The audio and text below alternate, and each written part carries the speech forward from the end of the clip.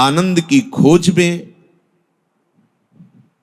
न जाने कितनी योनियों में, न जाने कितने कर्म किए, न जाने कितने लोकों में भ्रमित हुए, पर कहीं कभी भी वो सुख नहीं मिला जिसकी चाह थी।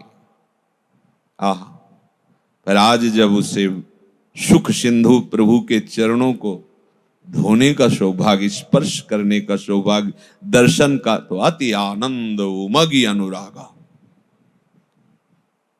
जो अनुराग अत्यंत दुर्लभ है वो उफान में आ गया, आनंद की बाढ़ आ गई।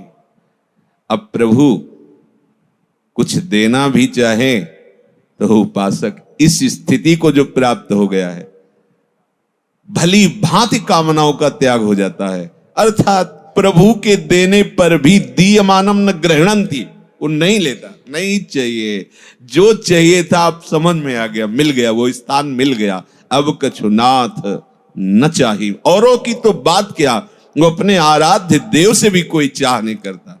क्या महामहिम स्थिति है ये। भली भांति कामनाओं का त्याग कर देता है। ये भ्रम जो हमारे अंदर बैठा हुआ है भोग और ऐश्वर्य का, हम देखते हैं अगर आप पूर्ण एकाग्रता पूर्वक सत्संग और आज्ञा का पालन करें तो आपकी वृत्ति बदलती चली जाती है। और जहां उसे कुसंग हुआ तो इतनी जल्दी नीचे उतर जाती है वृत्ति कि जैसे पानी चढ़ाने में समय लगता है, छोड़ दो तो बहने में समय नहीं लगता, लगता कितना जोर है कुसंग में। अच्छा, उसको पता नहीं चलता कि मैं कुसंग से प्रभावित होकर के भगवत मार्ग से दूर हो रहा हूं, लेकिन जो विवेक दृष्टि रखने वाले जन वो देख लेते हैं, फंस गया। ये जब तक भोगों का महत्व और ऐश्वर्य का महत्व रहेगा, कई बार सत्संग में कहा है, कदम आगे बढ़ाने के पहले पीछे का जो मार्ग है उसको नष्ट कर दो। अगर पीछे लौटने की बात रहेगी तो आपके कदम आगे नहीं बढ़ पाएंगे, लौट जाओगे पीछे। पर कौन मानता है?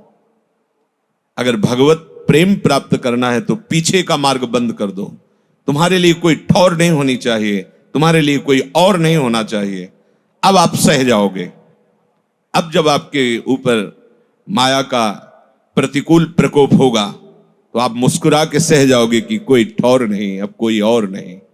अगर कोई ठौर है थोड़ी भी तो आपके कदम लड़खड़ा जाएंगे और पीछे चले जाओगे।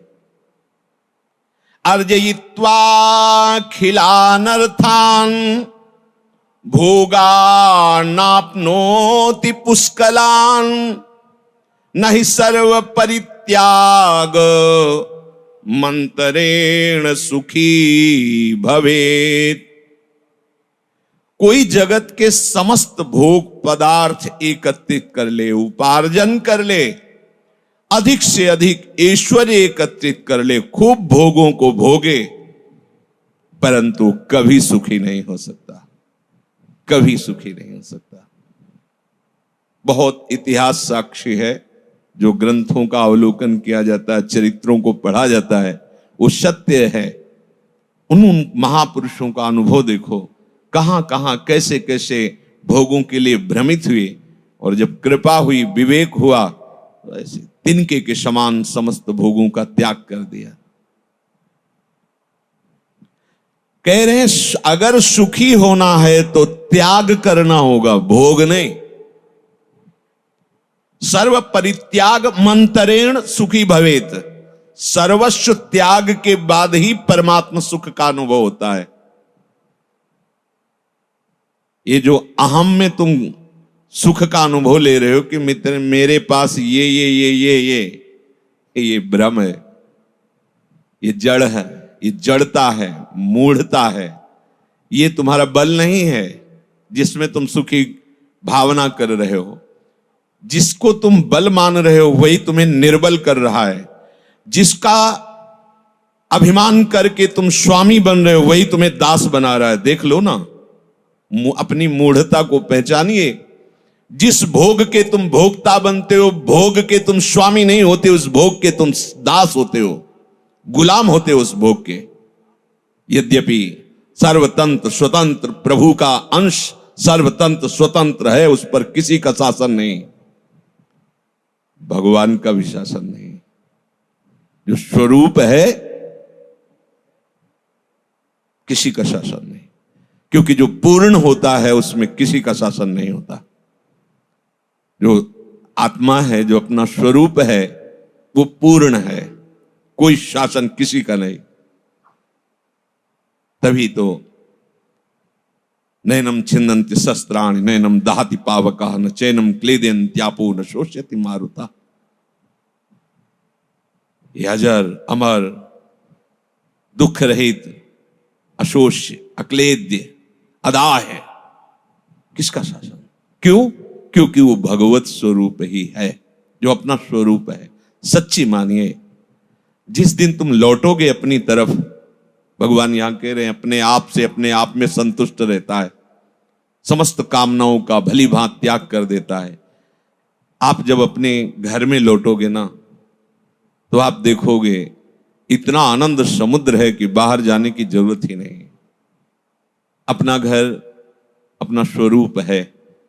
ये देह, ये संसार, ये सुख का बनावटी स्वरूप है, इसमें दुख ही दुख है। दुखालयम अशाश्वतम। पर अज्ञान के कारण हम इधर ही सुख चाहते हैं। अपने स्वरूप की तरफ अपने आप से जब दृष्टि जाती है, एक आनंद की विशेष लहर और एक विशेष संतोष, उसी संतोष और आनंद में कोई चाह नहीं रह जाती। अब उसी स्वरूप को, जिसको वर्णन नहीं किया जा सकता, उसका वर्णन किया गया है। हमारी आत्मा है, हमारे आचार्य, हमारे गुरुदेव, हमारे आराध्य देव किशोरी महात्मानम, तो आत्मा हरिवंश प्रगट परमानंद, तो सेवक महम, पूरा नित्य विहार रस देख लीजिए, हमारी आत्मा में ही है। सेवक महम, तो सेवक जी कह रहे आत्मा हरिवंश, तो हरिवंश चंद्र जी कह रहे किशोरी महात्मानम किम सुकुमारी नुकले। ये देह का कहीं भी खेल नहीं हो रहा है। पांचों भूले देह सुधी। जब तक देह को लेकर हो तो तुम देह के भक्त हो, विषय तुम्हारा आराध्य है, केवल भक्ति का नाटक है। बिन विवेक वैराग्य भक्ति बिन सत्य न एको मानो, भगवत विमुख कपट चतुराई सो पाखंड ही जानो। देह राग मिटाना ही उपासक का लक्ष्य होता है। देहाभिमान गलित कर देना साधना का फल होता है। जिनकी मति में बैठ गया है कि मैं रुपयों का स्वामी हूं, मैं भोगों का भोगता हूं, गंध भी नहीं पा सकते भगवत मार्ग की, चाहे जो भेष रखे, चाहे जिस देश में जाएं। हमारी आंख बंद होती है तो ऐसा लगता है अंधेरा छा गया, लेकिन सूर्य में कोई फर्क नहीं पड़ता। आंख खुली तो लगा सूर्य प्रकाशित हो गए। तो तुम्हारे आंख बंद करने और खोलने से सूर्य में कोई फर्क नहीं था, केवल तुम में फर्क था। ऐसे तुम्हारी अज्ञान की दशा में तुम्हारे स्वरूप में कोई फर्क नहीं पड़ता। ज्ञान की दशा में स्वरूप में कोई फर्क नहीं पड़ता। बस आंख मीचना, आंख खोलना जैसा है। लौटिए, अपने देश की तरफ लौटिए। यदि महामोद परम सुख चाहते हो, लौटिए, मान जाइए। ये जो आपको बहकाया जा रहा है, भोगों को दिखाकर, ऐश्वर्य को दिखाकर, कोई और नहीं, आपका मन और बुद्धि ही आपको बहकावे में डाल रही। तो शास्त्र कह रहा है अर्जयित्वा अखिलान अर्थान भोगा नापनोति पुष्कलान। पुष्कल माने बहुत मात्रा में। खूब कमा लो रुपए पैसे भोग सामग्री, खूब भोग लो, लेकिन कभी सुखी नहीं हो सकते। क्यों? बोले सर्व परित्याग मंत्रेण सुखी भवेत। क्योंकि सुख तो होता है सर्व परित्याग से। भगवान त्यागात शांति अनंतरम, ऐसा नहीं कहा कि भोग के बाद शांति मिलती है। हमारी मूढ़ता ऐसा हमें अनुभव कराती है कि भोग के बाद शांति मिलती है। और हमारे प्राणनाथ कह रहे त्यागात शांति अनंतरम, त्याग से ही शांति का अनुभव होता है। यही माया है। जो समझाने पर भी समझ में नहीं आ रहा है। जिसने अनंत ब्रह्मांडों का सृजन पलक झपकते कर दिया है, वही प्रभु तुम्हें कह रहा है ये दुखालय मैंने रचना रची है, दुखालय है, फिर भी तुम उसे सुख मानकर खूब संग्रह और भोगों में आनंद लूटना चाहते हो। कह रहे न ही सर्व परित्यागमंतरेण सुखी भवेत, जब तक तू सर्वस्व का परित्यागी नहीं बन जाएगा तब तक उस सुख की गंध भी नहीं पा सकता जिसे अखंडानंद कहते हैं, जिसे प्रेमानंद कहते हैं, भगवदानंद कहते हैं, उसकी गंध भी नहीं पा सकते हो। उपासक सही मार्ग में ना चलने के कारण फिर केवल नाटक रह जाता है उपासना का, और आश्रय होता है भोगों का, आश्रय होता है मान सम्मान प्रशंसा आदि का, भगवद आश्रय नहीं हो पाता है। कर्तव्य दुख मारतंड ज्वाला दग्धांतरात्मनः कुतः प्रशम पीयूष धारा सारमृते सुखम। जिसका चित्त अभी ये करना बाकी है, अभी इतना कर लिया और ये करेंगे, ये नहीं करना है, अभी ये सब करना है, वो कभी दुख ज्वाला से निकल ही नहीं सकता। बात समझिए, हमारा एक ही कर्तव्य है कि अब हमारी मन बुद्धि में प्रियालाल के सिवा और कोई न रह जाए। सोहनी लगा देनी है, झाड़ू लगा देनी है, विवेक की सोहनी लगाकर एक छोटा भी राग नहीं रहने देना। मेरे तो गिरधर गोपाल दूसरो न कोई, ऐसी सोहनी लगाओ कि हृदय में कोई राग न रह जाए। पर ये बाहर की हवा केवल राग को ही पुष्ट करती है, यहां बैठकर तो वैराग्य की हवा का स्पर्श होगा, लेकिन जहां बाहर निकले तो त्रिगुणात्मिका माया राग में ही फंसाती है। अगर नाम नहीं चल रहा तो ये सब ज्ञान विज्ञान यही गेट के अंदर ही छूट जाएगा, बाहर दूसरा रंग चढ़ेगा। जो भली भांति भगवत अर्पित चेष्टाएं नहीं करता है, उसे कभी शांति नहीं मिल सकती। पहले इस श्लोक में बताया, चाहे जितना भोग संग्रह कर लो, भोग लो, तुम्हें कभी शांति नहीं मिलेगी, कभी सुखी नहीं होगे। नहीं हुई, अभी तक नहीं हुई। पहले लगता है कि ये खा लूं, ये सूंघ लूं, ये भोग लूं, अच्छा लगेगा, और जब उसे भोग लो तो बाद में क्लेश शांति मिलती है कि मेरे अंदर जो चिंतन में सुख दिखाया जा रहा था वो तो मिला नहीं इसमें। फिर भी वो अज्ञानी उसी में ढूंढना शुरू करता है, ये नहीं सोचता कि उस दिशा से हम हट जाएं, क्योंकि इधर सुख नहीं है।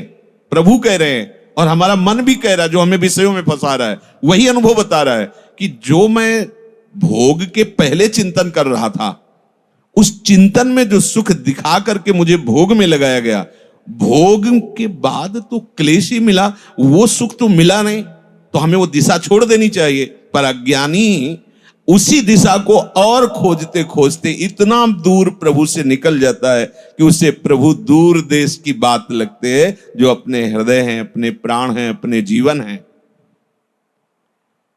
जो अमृत धारा में डूबना चाहे उसे मुख्य कर्तव्य पर दृष्टि रखनी चाहिए। मुख्य कर्तव्य है इस जन्म में हमारी बुद्धि प्रभु में अटल हो जाए, अचल हो जाए।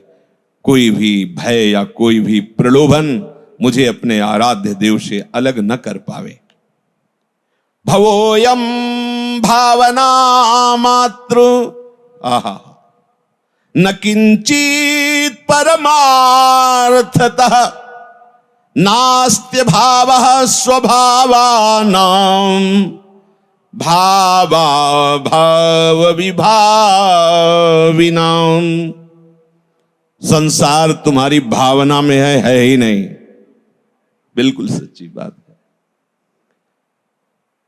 जो सत्य होता है वो त्रिकाल सत्य होता है, सत्य की पहचान है। जो सत्य है वो त्रिकाल सत्य होता है। तो जब हम जग रहे थे तो हमें संसार सत्य नजर आ रहा था, लेकिन जब हम स्वप्न में गए तो इसका अस्तित्व ही नहीं था, एक नया संसार था। और जब हम सुषुप्ति में गए तो इन दोनों का अस्तित्व नहीं था। जो कुछ ही समय में अपना अस्तित्व खो देते हैं वो सत्य कैसे हो सकते हैं? इसीलिए सत हरि भजन जगत सब सपना। ये संसार केवल भावना में है, तुम्हारे चिंतन में है, इसीलिए दिखाई दे रहा। तुम्हारा चिंतन बदलना चाहिए। इसीलिए जगह जगह भगवान ने चिंतन पर जोर दिया है। तुम्हारा चिंतन, अनन्य चिंतयन्तो माम अनन्य चेता सततम, चिंतन बदले। परमार्थतः इस जगत में कुछ नहीं है प्रभु के सिवा। ये भाव और अभाव में फंसकर पूरा जीवन नष्ट हो जाता है। ये सुख है, ये दुख है, ये अच्छा है, ये बुरा है, ये संग्रह कर लूं, ये छोड़ दूं। सब छोड़ना है, सब। प्रभु के सिवा सब। कहां से छोड़ना है? अंदर से। राग उसका त्याग करना है। ये राग लिए जो बैठे हैं, हम देखते हैं, चाहे लाख समझाओ पर वो राग बैठा हुआ है ना, इसलिए चोट नहीं पहुंच रही उनके हृदय। थोड़ा सा राग त्याग का उत्साह करो, फिर देखो सत्संग के वचन तुम में कैसे चोट पहुंचाते हैं कि तुम प्रतिपल आगे बढ़ते चले जाओगे। समस्तम कल्पना मात्र मात्मा मुक्तः सनातनः इति विज्ञाय धीरो ही किमभ्यस्ति बालवत्। ये जो तुम सत्य मान रहे हो कि मेरा परिवार, मेरा धन, मैं इतना संपत्ति का स्वामी, मैं इतना भोगों, कैसे निकृष्ट भोगों में तुम्हारी सुख बुद्धि हो रही है। बड़ा विचित्र माया का खेल है, बड़ा विचित्र। कैसे उसको समझावे? जिस आनंद की हम खोज कर रहे हैं वो आनंद इस दिशा में नहीं है, और उसी दिशा में इतना गंदा उतर के खोज कर रहा है। कैसे उसका वर्णन करें? कितना गंदा, और अपने को सुखी समझ रहा है। ऐश्वर्य भोग संग्रह करके दो शरीरों का एक जगह उपस्थित हो जाना, या दो माने हुए इंद्रियजन्य भोगों का उपस्थित हो जाना, वो परमानंद समझ रहा है। भ्रम है। समस्तम कल्पना मात्र, ये विज्ञानानंद घन में डूबे हुए महर्षियों के वचन है। ये तुम्हारी केवल कल्पना है कि सुख है, कल्पना है। प्रहलाद जी ने वर्णन किया है कि प्रभु ये इंद्रियां ऐसे घसीटती हैं जैसे एक पुरुष की कई पत्नियां हों अपने अपने तरफ। नाथ, बड़ी दुर्दशा इस जीव की है, कृपा करो। जैसे दाद खुजलाने पर थोड़ा सा अच्छा लगता है, ऐसे ही इंद्रियजन्य भोगों में फंसा हुआ जीव अपनी दुर्गति कर रहा है। शास्त्रों में वर्णन है कि जैसे एक कुत्ता हड्डी को लेकर के जाता है दूसरे कुत्ते से बचाते हुए कि कहीं रस छीन ना ले, और सूखी हड्डी को जब चबाता है उसके गल पर से खून निकलता है, समझता बड़ा सुख है। वो समझता मैं बहुत पुष्ट हो रहा हूं, मैं बड़ा सुखी हो रहा हूं। क्या है उसमें हड्डी में?